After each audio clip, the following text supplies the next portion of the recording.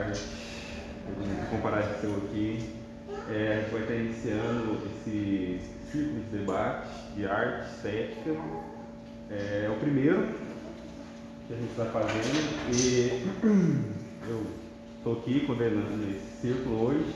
Não foi muito bem a ideia original, né, mas eu estou aqui. Convidei a professora Maria, ela é doutora em História, trabalhou com teatro, doutorado, tudo. Muito feliz a Maria ter aceitado ser a primeira, estar aqui hoje, porque a Maria foi minha professora, no segundo período de teoria, teve na minha banca de TCC, então assim, é um grande orgulho para mim estar aqui com ela, assim. Sou só um graduando, né, gente? Titulado na doutora. Então, a gente começar esse ciclo de debate, a gente pensou em começar com teatro. No primeiro módulo, a gente vai trabalhar com teatro, a gente vai trabalhar com a obra Rasga do Coração. Então, a nossa ideia não foi um propósito de... A gente não quis trabalhar do Vianinha e a cultura. A gente quis começar da obra, trabalhar a partir da obra, trabalhar o Vianinha, trabalhar o contexto histórico, trabalhar a cultura a partir da obra. A obra vai ser o nosso pontapé, o nosso pilar central. Então, né? A obra do Vianinha, o Vianinha ele foi um militante do partido, tanto ele quanto o seu pai, a sua mãe, todos eles foram militantes. O Vianinha, ele é famoso, provavelmente já assistiram obras do Vianinha, não sei se vocês conhecem a Grande Família. A Grande Família foi conhecida pelo Vianinha. E o Vianinha ele atuou ali durante pouco antes da ditadura. Durante a ditadura, muitas obras dele, ele teve o foco de questionar a questão do social, questionar a própria ditadura e tal, então muitas obras dele vão ser censuradas, muitas obras dele vão ser caçadas. E a gente tem o Rasga do Coração, que foi a última obra do Vianinha. O Vianinha, o Rasga do Coração foi escrito no leito de morte do Vianinha. Ele, quando ele estava morrendo no hospital, ele morre muito novo, eu não me recordo agora a idade dele, ele vai morrer muito novo, 38 anos. Ele morre com 38 anos e ele ditou o Rasga do Coração, porque a mãe dele, quem escreveu de fato o Rasga do Coração, ele foi todo ditado. E a obra ela foi escrita entre 1972 e 74, e ela é definitivamente lançada em 74, e por isso ela vai sofrer censuras, vai ser perseguida. Ela não vai ser publicada de fato no momento quando é lançado. Só que é muito interessante que o Vianinha, ele é o escritor que mais recebeu prêmios no Brasil. Ele foi o cara que mais conseguiu prêmios do teatro. E o Rasga do Coração, ele recebeu vários prêmios, mesmo censurado, ele vai receber vários prêmios, e depois, anos depois, que ele vai ser encenado de fato, pela primeira vez. A gente vai ter também... eu queria, na verdade, agora passar, como fiz essa introdução, eu vou passar um pequeno trecho da obra, só para a gente ter uma ideia, quem não viu o Rasga do Coração, só para ver um pouquinho do que ele fala. E eu escolhi esse trecho no meio da peça, assim, porque o prefácio do Rasga do Coração que o Vianinha escreve, ele dedica a peça a uma homenagem ao lutador anônimo político, aos campeões das lutas populares, pretos de gratidão, à velha guarda, a geração que me antecedeu, que foi a que politizou em profundidade a consciência do país. Então ele vai escrever o Rasga do Coração para aqueles que vieram antes dele, aqueles que lutaram antes dele, que militou antes dele. Então essa é uma homenagem a ele que ele podia prestar.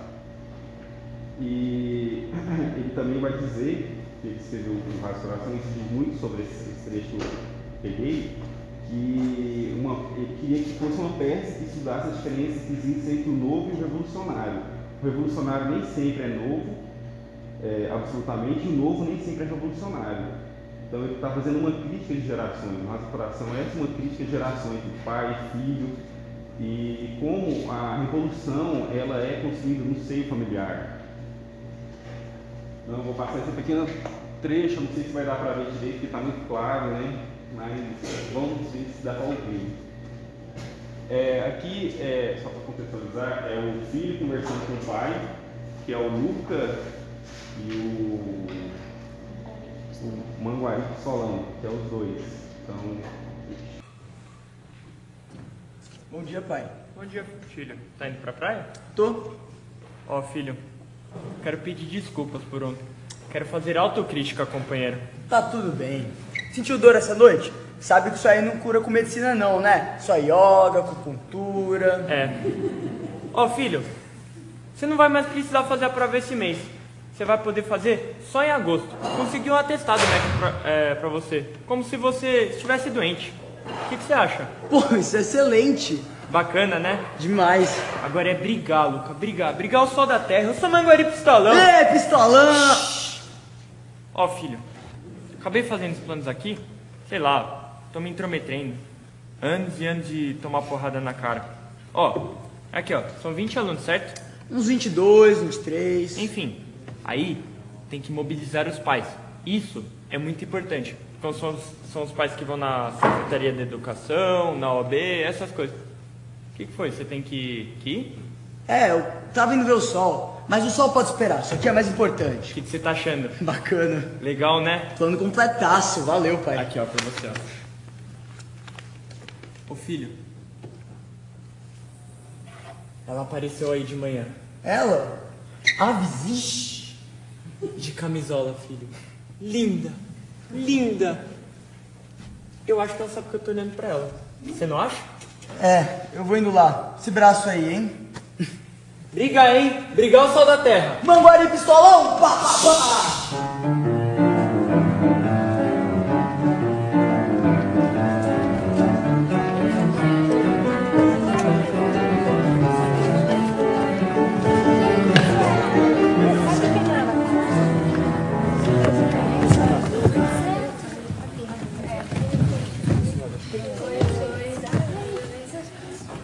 Gente, podemos começar? Muito bem. Mobilizar alunos e famílias? Sim. Enviar pauta de reivindicação para jornais e sindicatos de professor? Eu não sei se vai dar muito certo. Visitar a OAB? Não vão deixar a gente passar nem na roleta. E a Secretaria de Educação? Nossa, isso aqui tá parecendo uma proposta de turismo pela cidade, não um plano de luta. Pelo menos alguém escreveu. Ah, só faltou uma visita ao Meyer. Alguém tem alguma proposta do que podemos fazer?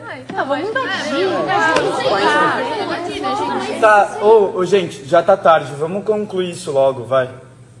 Bom, alguma proposta do que podemos fazer? É urgente. Gente, licença, eu queria falar. Meu nome é Anota aí. Thalita Anota aí, e eu sou do Meyer. Eu queria te contar um pouquinho sobre o Meyer, já que você falou. Lá é bem diferente daqui. Lá a gente tem problema de discriminação, de violência, de bala perdida. O teto tá caindo. Tem parte da escola que a gente não pode nem entrar porque não tem. Você entende isso? Você tem toda a razão, Thalita. A educação no nosso país é a coisa mais sucateada que existe. Mas a gente precisa falar sobre discriminação de gênero, porque se a gente for focar em cada problema do Brasil, a gente não compra nem um pão de queijo. Não, tá, tudo bem. Eu concordo com você, eu entendo o seu lado. Só que eu acho que tem que escrever um documento então. E nesse documento colocar essas pautas e levar para o jornal, que nem todos os problemas da escola. Mas isso não é suficiente. A gente tem aqui uma força, uma potência muito grande, vocês estão entendendo? O Luca foi agredido. Isso sim é muito sério. Então se a gente for gastar toda a nossa energia escrevendo para um jornal onde ninguém vai ler, a gente vai dissipar, que nem todos os movimentos desse país. Fala aí, um movimento que não sumiu, que não se diluiu, fora Canudos, claro, porque morreram todos. É que desse jeito que você fala, nem parece que valeram esses movimentos. Eu perdi gente da minha família por isso. Eu acho que foi importante. Aquelas pessoas dedicaram a vida delas a isso. A gente tem que saber o que está acontecendo aqui dentro. Não só dizer que não valeram nada. Não morreram em vão. Você acha mesmo que a gente vai redigir um documento, daí algum executivo de terno e gravata vai ler um documento escrito por jovens e vai pensar assim, nossa, eu preciso rever os meus atos. Eu tô muito equivocada. Não, gente, você tem que sair daqui. É isso aí, tem que paralisar tudo, fechar os portões. Vocês acham que a gente tem alguma outra ideia, a não ser dar cara a tapa? A não ser ocupar a escola e dizer que ela é nossa também? Eles estão loucos, dizendo que a escola é deles. Que a gente tem que fazer o que eles quiserem, vestir o que eles quiserem. Quem decide o que tem que vestir é cada um e acabou. Tem que galera, meus pais estão dormindo. Aí, Mas chama o cara lá pra amanhã, então. Sim, já falei com ele, Já tá falo tudo com ele. certinho. Beleza, então, falou. Falou. Ô, Luca. Oi. Tudo bem? Você é filho do Manguari Pistolão, né? Sou? Cara, que demais. Já ouvi tanta coisa do seu pai. Sério, mas de onde? Ah, eu sou sobrinha do Camargo Velho. Camargo Velho? O amigo da juventude do meu pai? É, deve ser esse mesmo. Doido, né? Caramba, que coincidência. Coincidência. Bom, Prazer te prazer te conhecer. conhecer.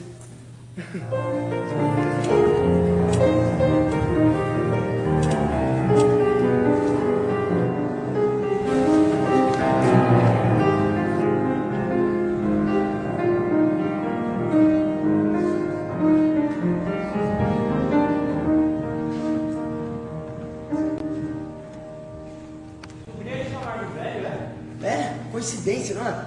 Grande sujeito, hein, filho? Homens como esse fazem falta no nosso dia a dia. Ela da sua escola? Não. Na verdade, é um movimento estudantil. Criou um evento na internet que tem mais de 1000 curtidas. Maravilha! O problema é que quem curte já tá na luta com vocês. Vocês podem até pensar que vão mudar as coisas na frente do computador, mas vocês precisam fazer outras coisas, sei lá, falar com os jornais. Jornal é imprensa morta, pai, todo mundo sabe disso. Mas os velhos que comandam esse país ainda leem jornais. Você não viu os pais dos alunos? Tá todo mundo com a escola, ninguém quer saber essa coisa de trânsito, não, coisa nenhuma. Então se você quer realmente mudar as coisas, você precisa conversar com quem pensa diferente de vocês. Conversar com quem? E aonde? Marcar reunião com o secretário da educação? E na OAB que a gente não passa nem da roleta?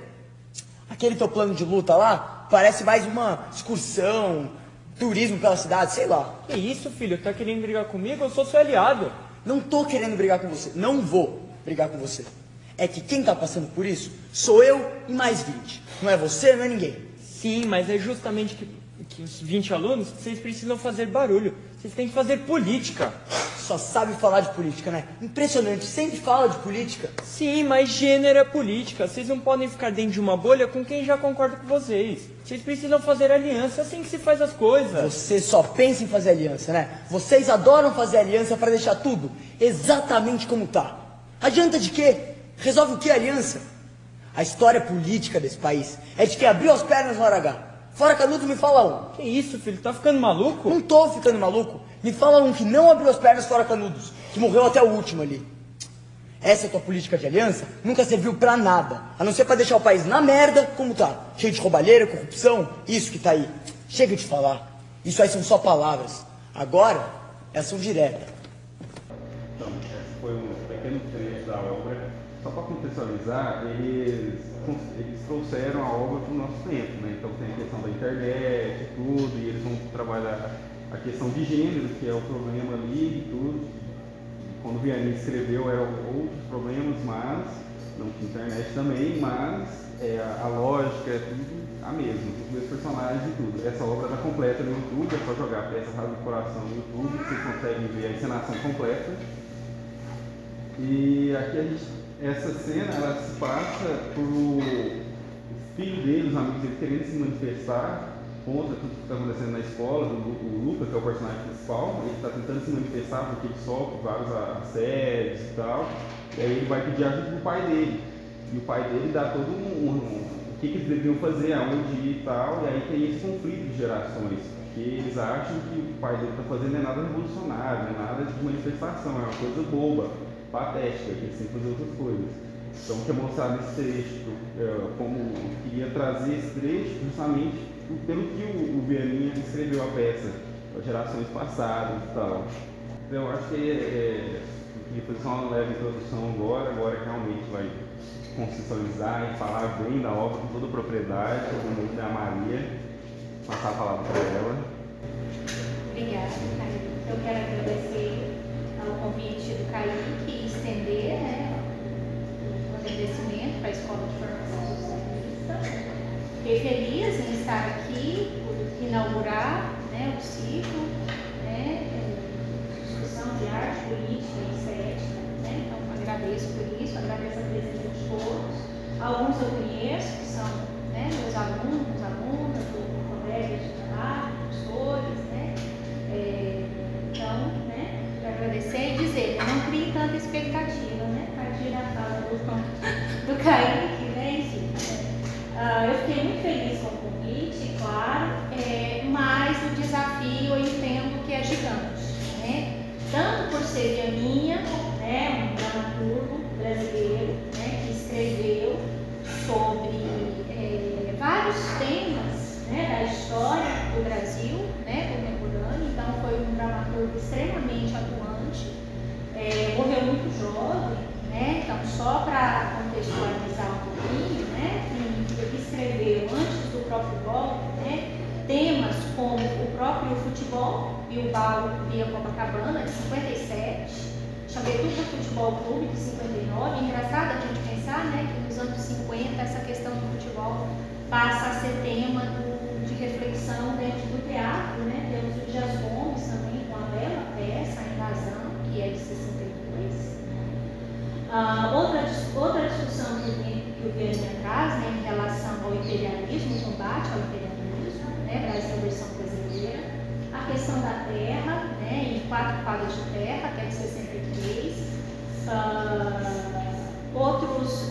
os azeredos, mais os benefícios também, que é de 64, né, posterior ao golpe, né. Então, só para demarcar um pouco, né, ele vai produzir, né, obras, o golpe de 1964 acaba impactando, né, as reflexões do dramaturgo, né. Então, os estudiosos da sua obra, né, apontam, né, que temas como, né, o tema da própria Revolução, temas relativos às questões econômicas vão estar muito demarcados ali, anterior a 64. Depois de 64, ele continua atuando, né, ele, como muitos outros dramaturgos, né, da sua geração, ele continua atuando, ele escreve Moço Ensaio de Sítio, de 64, 65, que inclusive faz uma reflexão sobre o intelectual, né, que questões que se colocam para o intelectual no contexto do autoritarismo.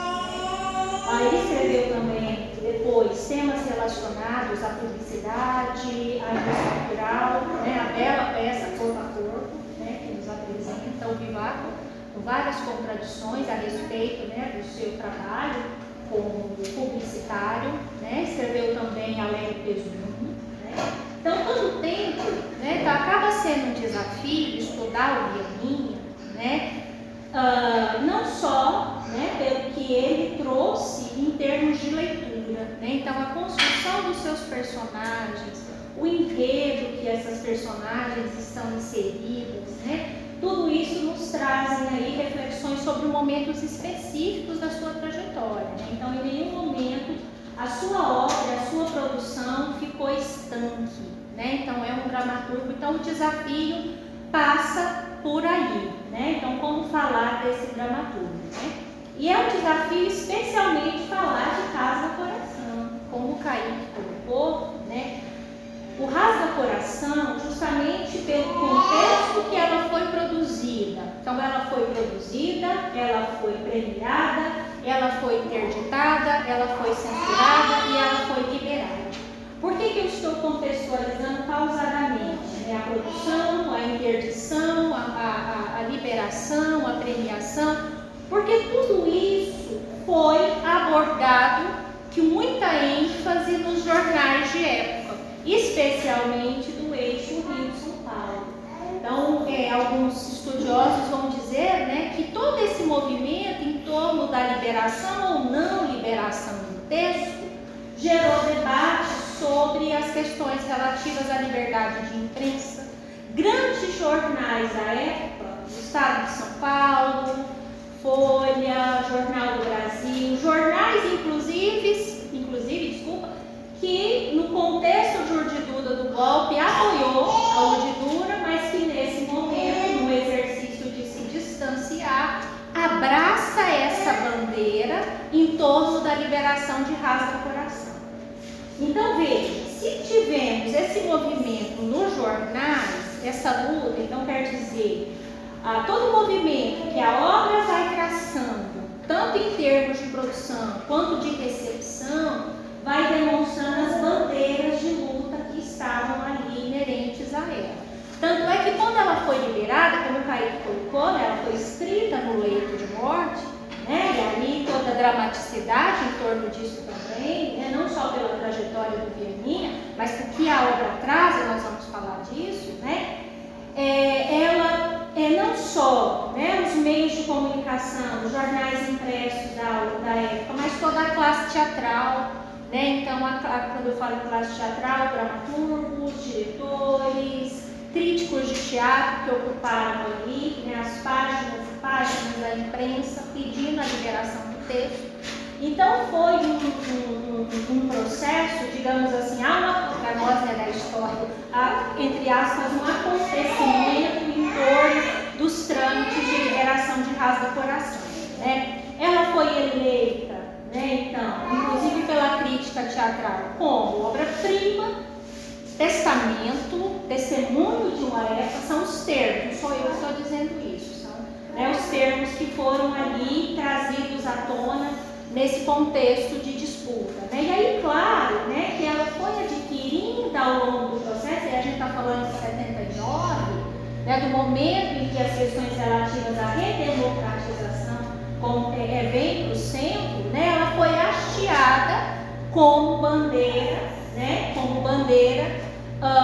de abertura, né? E para além disso, né, os críticos, né, e nós da história, né, que dialogamos, que temos, né, ali as nossas questões, as nossas problematizações, essa preocupação com o tempo, muitos críticos e depois os estudiosos da obra de Vianinha, né, como a Carmelina Silva, Leslie Damasceno, Maria Silva Betti, que são os estudiosos e estudiosas da obra de Vianinha, vão estabelecer critérios. Então, toda a obra do Vianinha, toda a produção dele, eu citei aqui algumas apenas, nessa fala inicial, mas tem inúmeras outras peças, né? Então, o Rasga-Coração, a peça Rasga-Coração, passa a ser, digamos assim, um critério de leitura da obra do Vianinha, de toda a obra do Vianinha, né? Então, ela adquire esse espaço, né? Então, a discussão.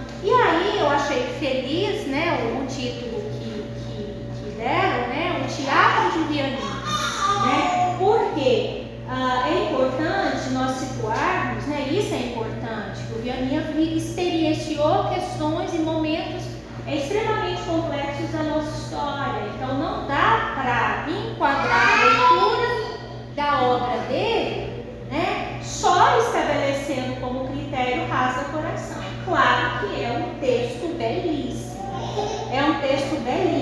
né, que traz questões que no seu contexto de produção e recepção trouxe ali questões muito específicas sobre o momento histórico, mas é importante pontuar que a cada momento histórico que o dramaturgo está vivenciando, questões específicas a respeito do papel da arte, muitas questões que vão definir esse campo de disputa em torno dos anos 60. Então, tanto em relação ao que seria uma arte engajada ou não engajada, a relação entre arte e política, a relação entre intelectual e seu tempo. Então, a obra do Vianinha, ela acaba sendo aí objeto de inúmeras reflexões. Então, acho que a escolha por iniciar esse ciclo com a obra do Vianinha foi muito, muito feliz, né? Quando eu estava preparando, né, um pouco a minha fala, né, eu, na verdade, retornei ao texto do Vianinha, eu fui reler a peça, né? Eu sei que depois tem outras filmagens, né, da peça, né, que foi dirigida inicialmente, né, pelo Zé Renato, tendo como autor, né, que vive o Manguari Pistolão, né, o próprio Raul Cortez, né? Então a peça, quando ela foi liberada, só para vocês terem uma ideia, lá em 79 ela foi encenada primeiro em Curitiba. Então, por que ela foi encenada primeiro em Curitiba? A ideia é que ela deveria ter um amadurecimento do trabalho dos atores, da direção, da iluminação, do figurino, para quando chegasse no eixo Rio-São Paulo, que inclusive o eixo Rio-São Paulo nesse contexto, em termos de reflexão sobre história, o teatro, acabou sendo um lugar privilegiado, né? Então é como se tivesse feito um test drive lá na montagem dela em Curitiba. Então ela chega, né, digamos assim, em São Paulo nos anos 80. Né? Acho que é importante pontuar isso, né? E esse trecho que o Kaique recortou, e nós não combinamos, eu não sabia qual trecho ele tinha recortado, né? Mas dá para ver, né? Que é uma montagem bem recente, né? Até os atores que fazem ali, né? O Manguari, Pistolão e o Luca, né? Personagens novos, né? Que aí acaba não evidenciando nem tanto a contradição que eu procuro demonstrar aqui, né?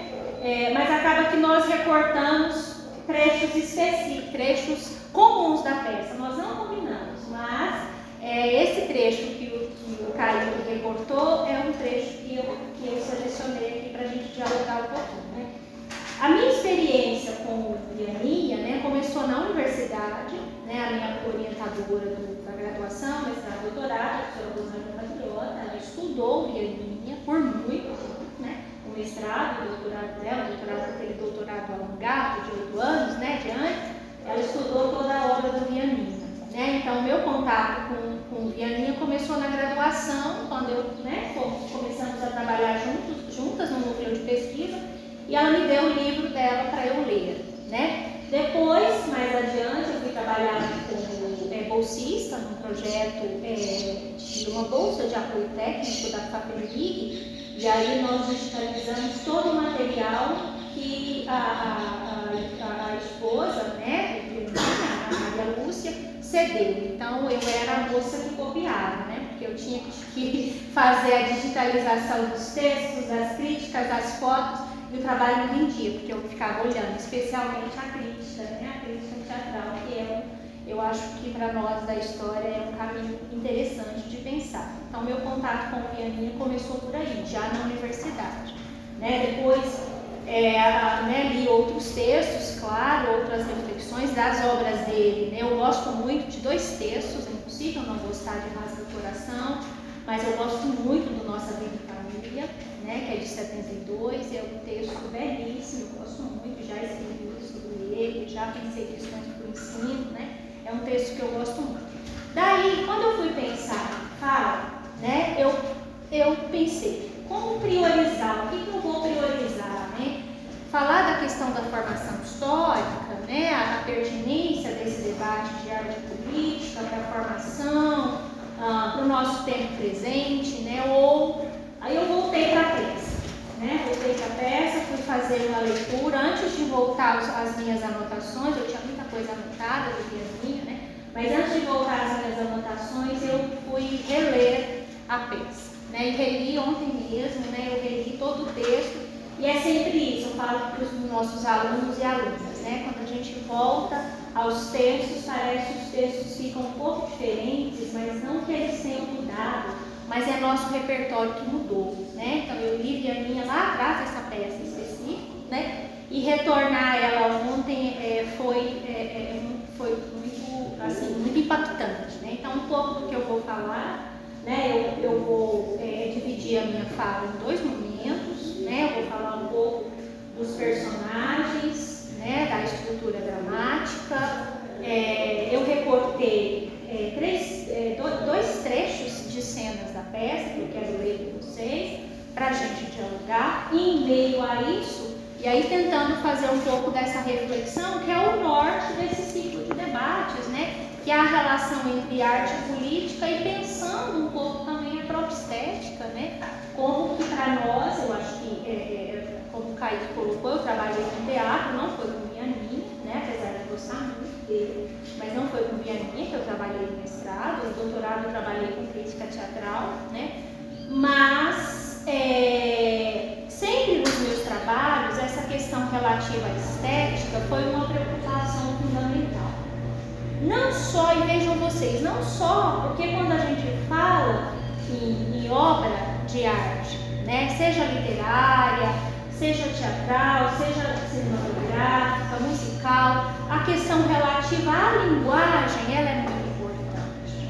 Então, ou seja, eu não leio um texto de teatro né? E aí pensando o texto dramático, como eu olho para um filme, eu ouço uma canção. Então a linguagem nos diz muito, né? Então a forma como aparece.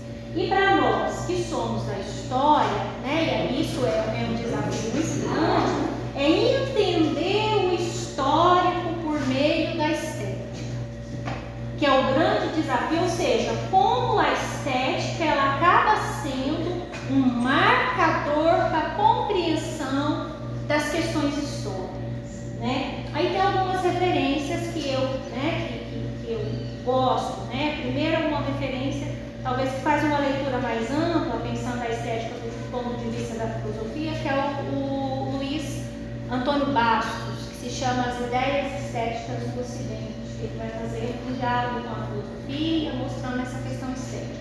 Uma outra obra que eu gosto muito é o Terry Eagleton, que ele faz um livro que se chama Ideologia da Estética, no âmbito de uma referência, né, da perspectiva do materialismo histórico, pensando as questões relativas à cultura.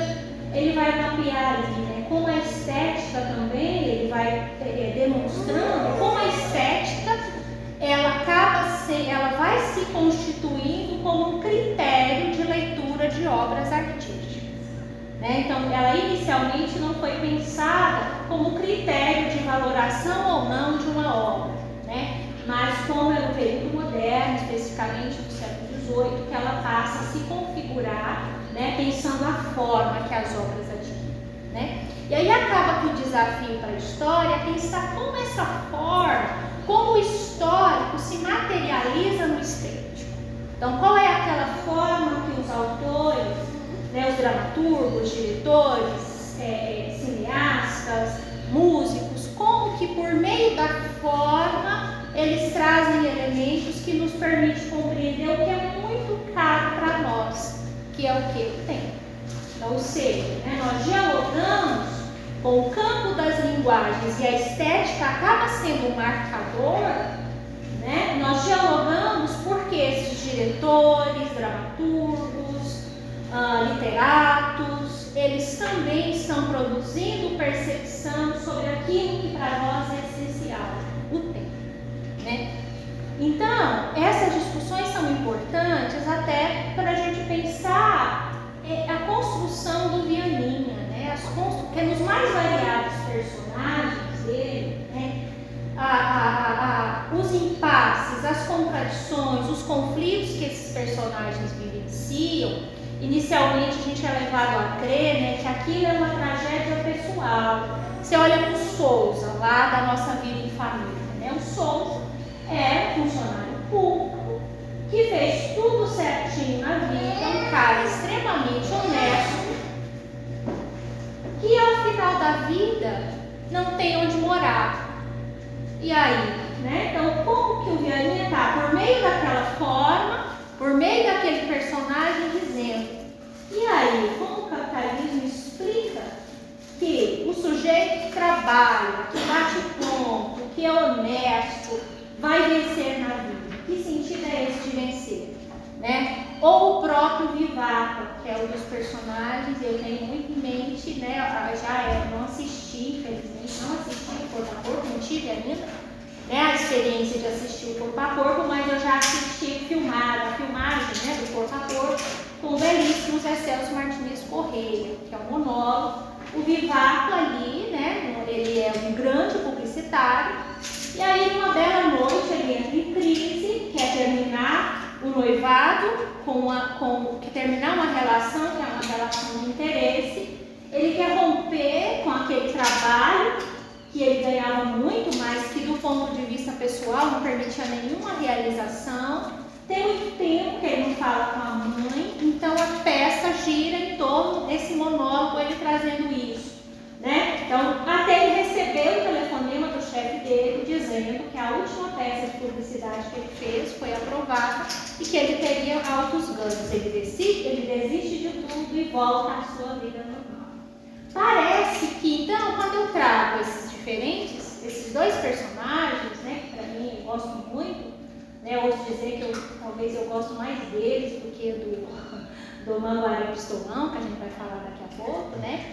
Mas esses dois personagens trazem ali, aparentemente, olhando, né, eles trazem uma tragédia que é pessoal, mas ao mesmo tempo ela é profundamente social. Aquilo que o Williams dizia, né, como se você explica a tragédia contemporânea, né, o Raymond Williams, né, são parece escolhas individuais daquele sujeito e vão colocá-los em determinado lugar, mas isso é eivado de escolhas e de contradições.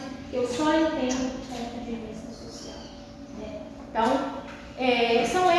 daí porque foi muito difícil pensar organizar de fato. Né?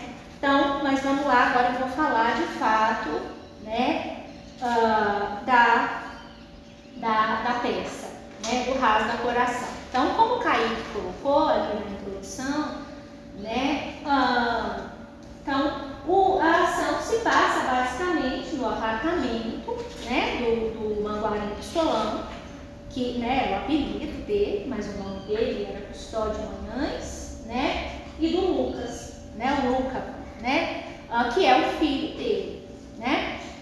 Aparentemente, esse trecho que o Kaique recortou, trazia um pouco isso, né, aparentemente a gente está falando ali de conflito de gerações, mas a peça é muito mais do que isso, né.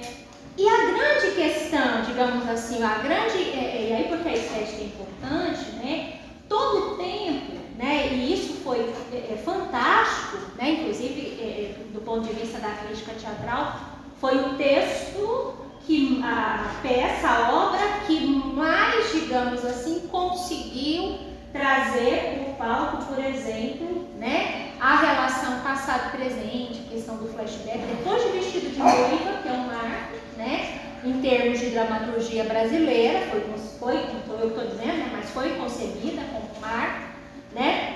Rasga Coração faz isso, porque a peça se passa em duas temporalidades. Então, 1972, né, o Custódio Manhães, que é o Manguari Pistolão, né, é um funcionário público, um burocrata, né, que ali no tempo presente, né, está preocupado com as questões relativas ao gasto, né, com a família, com as despesas do mês. Então, o que vai para o supermercado? É possível fazer uma reforma no apartamento? Então, essas preocupações da vida cotidiana. E a preocupação com o filho, com o Luca, que é um adolescente que está terminando o ensino médio, né? Está no 3º ano, né? Então, né, que nós chamaríamos o antigo 2º grau, né?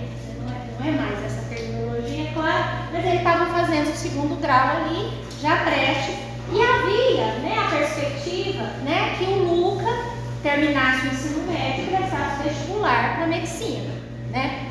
Então, toda a ação, ela se passa no apartamento do Manguari Pistolão, né? E ele tem a esposa, que é a Nena. A Nena foi a companheira dele desde o ensino, desde a escola, e ela se casa com ele, né? E aí ela vive com os cuidados, né, da família, com a preocupação com a educação, do estudo, né, aí do filho, né, da formação do filho. Então, todo o enredo se passa em torno disso. Mas a grande sacada minha a peça se passa em 72, mas todo o tempo, pela memória do Manguari, é recuperado momentos do passado dele. Então, veja, todo o tempo em termos de construção, são os anos 70, a peça se passa em 72, olhando para os anos 30. E aí, então como que isso é atualizado cenicamente? Por meio, então daí a riqueza também, né? Por meio de recursos de iluminação. Então, né, por meio dos recursos de iluminação, né, e aí, claro, né, por meio do narrador, né, vai fazendo esse jogo entre 30 e 70, que na verdade são essas contradições que o Manguari Pistolão vive no momento ali, como E no passado, ele era militante, revolucionário, que participou de várias mobilizações. Então, ele tem esse passado marcado pela transformação, pela necessidade de transformação, e no presente ele é um burocrata. Mas vejam que a grande riqueza, né, que é todo o tempo, os anos 70 lendo os anos 30, mas em grande medida é uma reflexão sobre as esquerdas. A obra faz essa reflexão. Então, todo o tempo, né, seja por meio, né, então por meio tanto de rupturas quanto de continuidades, o Vianney vai reconstruindo esse momento, seja por meio dos personagens. Então o Manguari lembra do pai dele, que era o 666, que era, né, um sanitarista que participava da ação integralista lá nos anos 30. Então o Manguari retorna, né, a esse contexto com a relação dele com o pai, como era essa relação com o pai, e ao mesmo tempo projeta e faz leitura em relação ao tempo que o filho está inserido, né? Da mesma forma, tem Camargo Velho, né, no trechinho que o Kaique selecionou, né, a sobrinha dele é vivida por uma moça, mas na peça, né, e aí toda a questão da atualidade do texto, né, mas no original, no texto original, é um garoto, né, Camargo Velho, Camargo Moço. Então, todo o tempo, esse passado, esse presente. Então, qual é a expectativa em torno da transformação? Então, são essas contradições que o Vianney procura demarcar. Então, em muito sentido, né, a unidade que muitas vezes, né, e a professora Rosângela Capriota traz isso no trabalho dela, né, e algumas questões que eu estou falando aqui eu vejo nela também, né, essa busca de uma unidade na obra do Vianney, que elege o Rasga Coração como critério para ler toda a sua obra, essa unidade, essa busca de uma homogeneidade na própria obra, ela não existiu, porque muitas respostas o próprio Vianney não tinha. O próprio Vianney, como ele faleceu muito jovem, né, com 38 anos de idade, ele também não teve tempo, né, digamos, de estar ali dialogando e trazendo questões a respeito da sua própria obra também. Né? Então, daí porque ela foi tida como um testamento de uma geração, né? Testamento de uma geração, ou unidade da obra, ou obra-prima. Então, daí porque, né, pelos recursos que ele mobiliza, né? Então, para nós, né, quando eu fui reler essa peça, né, ontem, para nós como historiadoras e historiadores de formação, entre aspas, né, o jogo, a dinâmica que o Vianney faz com essa peça é fantástica. Né? Todo o campo de experiência que ele olha, a forma como ele olha para esse passado, para esse campo de experiência, né, são possibilidades, ele tenta fazer a crítica, mas ao mesmo tempo o horizonte de expectativa não está fechado, que é na figura do jovem, do filho, e aí o conflito, esse que muitos vão dizer que é um conflito de gerações, mas a peça é muito mais do que isso. Ela é muito mais do que isso. Então, o que se coloca, né? Parece, à primeira vista, né, o problema que se coloca para o Luca, lá nos anos 70, um garoto, né, que está, como eu disse, está terminando o ensino médio, né, prestes a fazer vestibular para medicina, né? A questão que se coloca ele queria usar cabelo comprido, né? E no decorrer da peça, né, a caracterização do personagem é como um hippie. Então ele usa barba, ele tem cabelo grande, ele faz uma crítica à própria perspectiva do progresso, da modernização. Então é muito rico. Relendo hoje as falas do próprio Luca, né, tem ali questões específicas que a gente encontra lá no Marcuse, né, o fim da utopia, questões específicas que a gente encontra no Theodor Mozart, né, o que é a contracultura. Então, esse questionamento da ciência, esse questionamento da universidade, né, um questionamento em termos de que, mas afinal, o que toda essa racionalidade traz? Então, o que se coloca para o Luca naquele contexto, né? Ele vai ser expulso da escola porque ele queria usar o cabelo grande e tem uma movimentação na escola, né? Ele não vai mais poder frequentar a escola. Então, em torno disso, né? A perspectiva, o que fazer, né? Então, em algum momento, né? No momento da peça, inclusive esse trecho aí que o Kaique recortou, né? O pai dele, o Manguari, vai trazer orientações a respeito, né? Do que eles deveriam fazer para se mobilizar frente à proibição da escola de usar cabelo comprido, né? Aí não nos esqueçamos, estamos falando de 1972 no Brasil. Então, né? A peça, né? A ação dramática se passa nesse contexto. Aí o trecho que o Kaique recortou, mas eu quero ler só para mapear, né? O Manguari diz assim: queria pedir desculpa, Luiz Carlos, quero fazer autocrítica. Desculpa por eu ter pedido para você cortar o cabelo. Aí me diz o Luca: claro, cara, teve dor de noite, né? Manguari: virei freguês diário, inclusive porque você fica bem bonito de cabelo comprido. Aí o Luca: medicina não cura isso. Não, super. Faz yoga, super. Manguari: não faz mal você perder provas, Luca. Já arranjei atestado médico que você teve doente, faz prova em agosto. Estava passada na escola, né? Aí o Manguari diz: brigar, moço, brigar é o sal da terra. Teu pai é o Manguari pistolão. Aí, Manguari pistolão. Manguari pistolão. Aí o Manguari diz assim: fiz até plano. Olha, eu me metendo, vocês podem usar muita coisa, entende?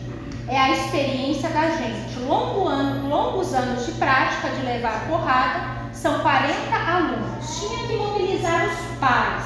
Isso era importante.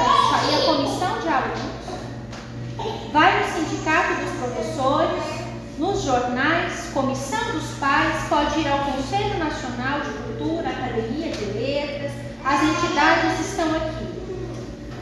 Então, quer dizer, o que ele está no impasse que se coloca para o filho lá nos anos 70, né? O que ele está querendo trazer? A necessidade de organização, a necessidade de uma ação organizada. Então, todo o tempo ele está querendo trazer para o filho, né, a experiência que ele adquiriu aí em anos de luta, né? Então, frente ao fato do filho ter ficado fora da escola, ele tenta aí saídas para que o filho continuasse nos estudos, né?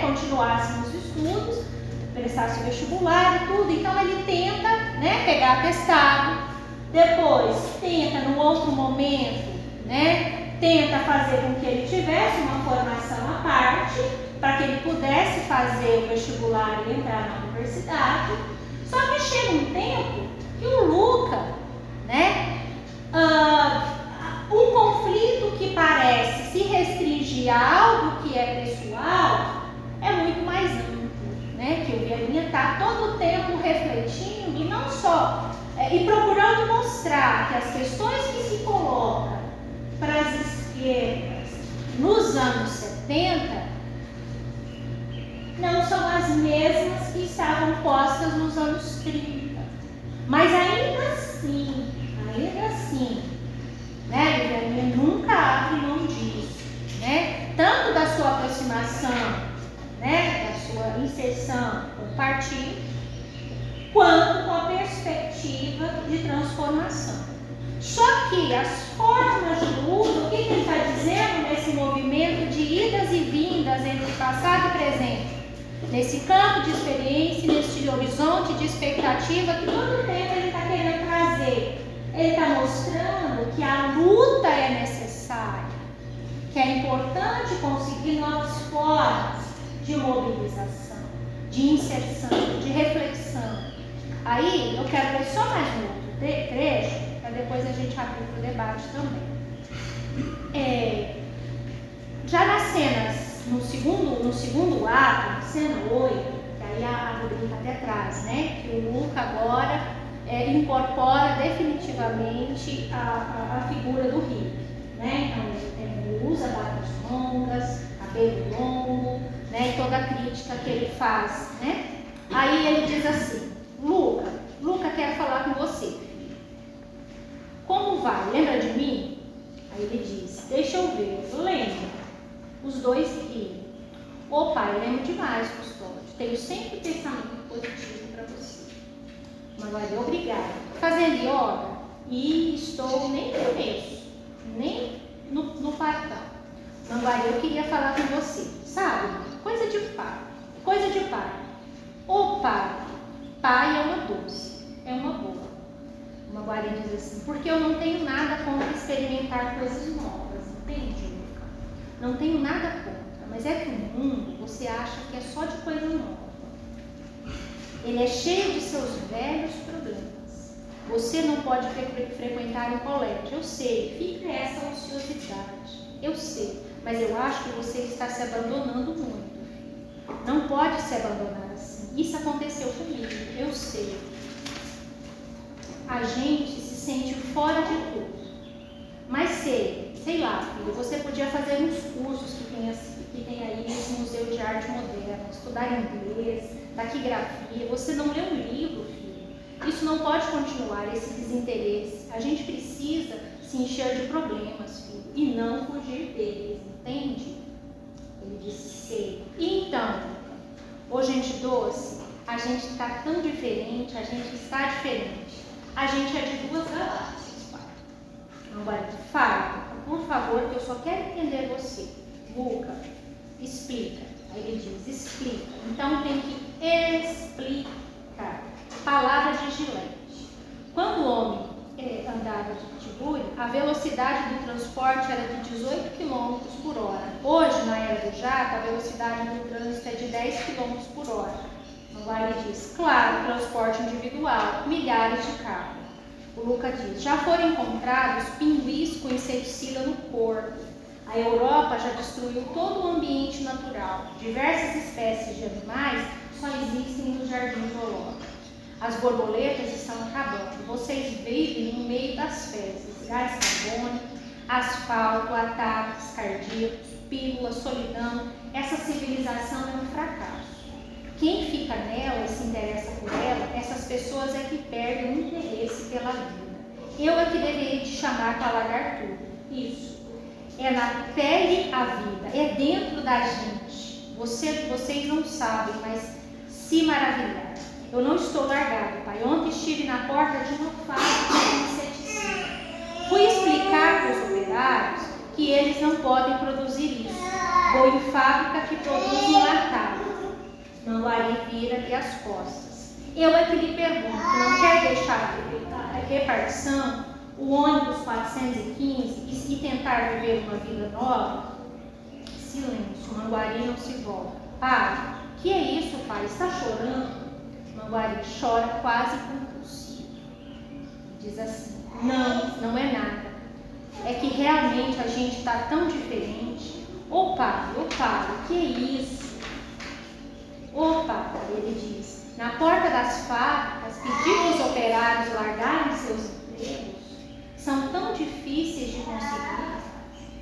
Então quer dizer, né? É essa leitura, né?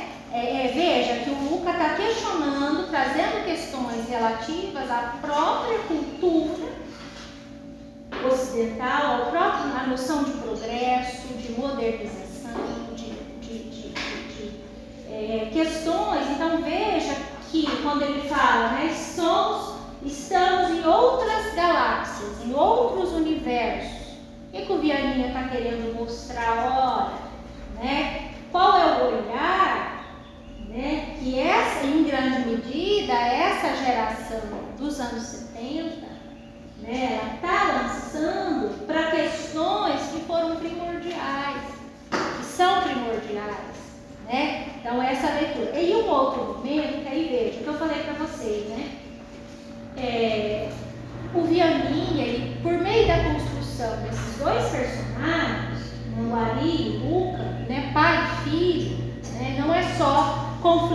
gerações, mas é leitura de tempo. Leitura de um tempo que é complexo, né? Aí, né, tem um determinado momento, né, que vai caminhando já para o desfecho, né, da obra, né? Quando o Luca tem a oportunidade, né, de voltar a estudar, de fazer o vestibular e ele se nega, né? Aí ele diz assim, o Manguari: você está ficando maluco? Está brincando comigo? Você vai continuar dando esse espetáculo de enfarado da civilização? Aí ele diz: vou continuar dando esse espetáculo sim. É isso que eu quero aprender. Não tenho nada para aprender nas universidades de vocês. Nada. Mas nada. Vocês lá ensinam essa vida que está morta, essa vida de esmagar a natureza, de super-homens neuróticos. Lá vocês querem dominar a vida. Eu quero que a vida me domine. Vocês querem ter orgulho de saber tudo. Eu quero a humildade de não saber. Quero que a vida aconteça em mim. Não é a revolução política, é a revolução de tudo. O outro ser, como os cristãos, é como filho. Ele diz: está certo, Luiz, está certo. Eu não discuto mais. Você faz como quiser, faz como decidir. Tem todo o meu respeito. Mas agora é fora do cara. Entendeu? Então, ele diz assim: não posso mais viver com essa pessoa que me olha como se eu estivesse morto, como se todas as pessoas que estão aí fora, gemendo no mundo, fosse a mesma coisa, como se não houvesse dois lados. Eu sempre estive ao lado dos que têm sede de justiça. Eu sou um revolucionário, entendeu? Só porque eu uso terno e gravata, ando no ônibus 415, não posso ser revolucionário. Sou um homem comum. Isso é outra coisa, mas até hoje ferve meu sangue quando vejo no ônibus as crianças na favela, no meio do lixo, como porcos. Até hoje choro quando vejo 5 operários sentados na calçada comendo marmitas frias.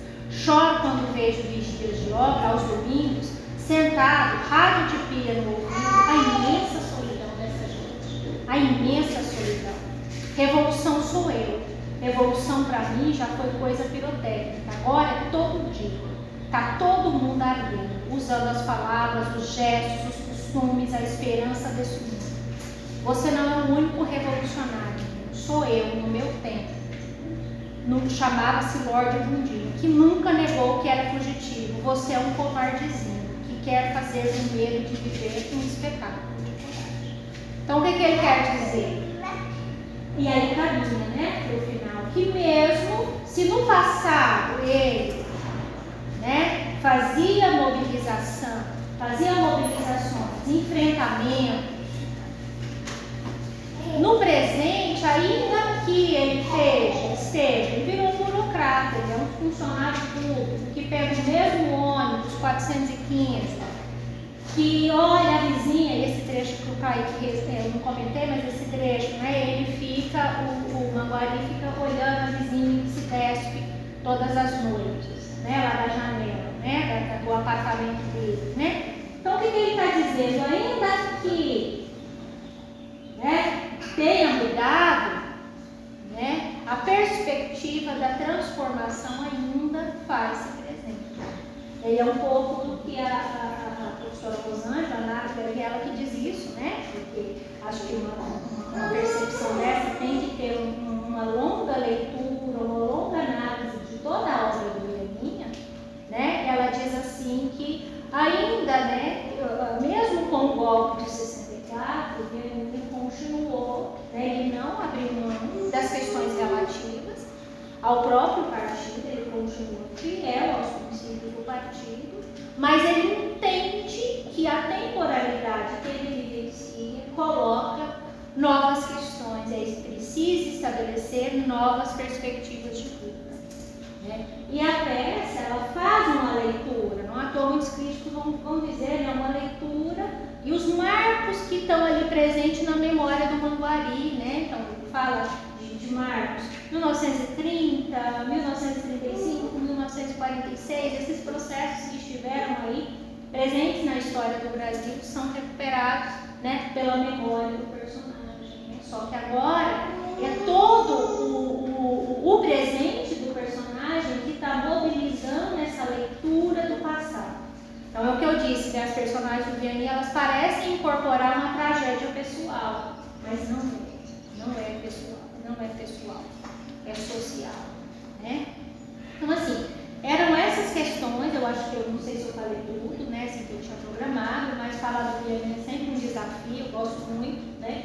Mas não era o que eu estudei, né, assim, especificamente, né? Eu trabalhei com teatro, mas com outro dramaturgo, com outro diretor, né? Mas acaba sendo um grande desafio, né? E mais uma vez eu quero agradecer a presença de todos, né? E estou aberta aí